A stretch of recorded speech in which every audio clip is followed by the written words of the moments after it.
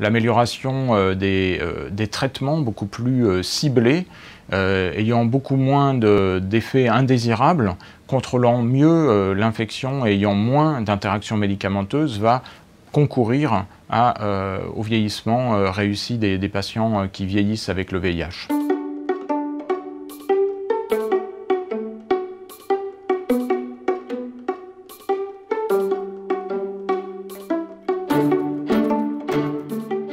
L'espérance de vie des personnes qui vivent avec le VIH se rapproche considérablement de l'espérance de vie de la population générale.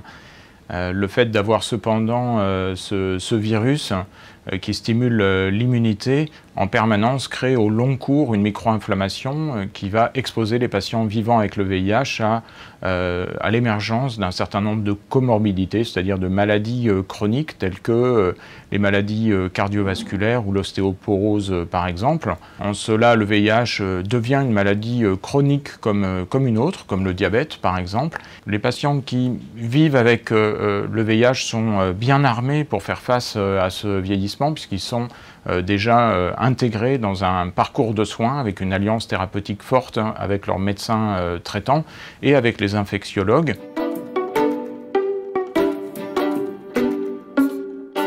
Les nouveaux traitements sont beaucoup plus ciblés, vont avoir moins d'effets indésirables et aussi beaucoup moins d'interactions avec les autres traitements. C'est évidemment un avantage majeur dans un contexte où les patients qui vont vieillir avec le VIH vont développer des maladies chroniques qui vont devoir être traitées à l'avenir. Donc amélioration non seulement de la prise en charge du VIH, mais aussi réduction des interactions avec les autres médicaments.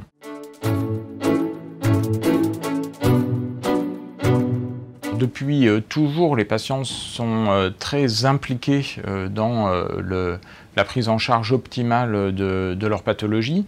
L'exemple type, c'est l'étude française Septavi qui évalue l'état de santé des personnes vivant avec le VIH de plus de 70 ans, qui a recruté beaucoup de patients, beaucoup plus vite qu'on ne le pensait.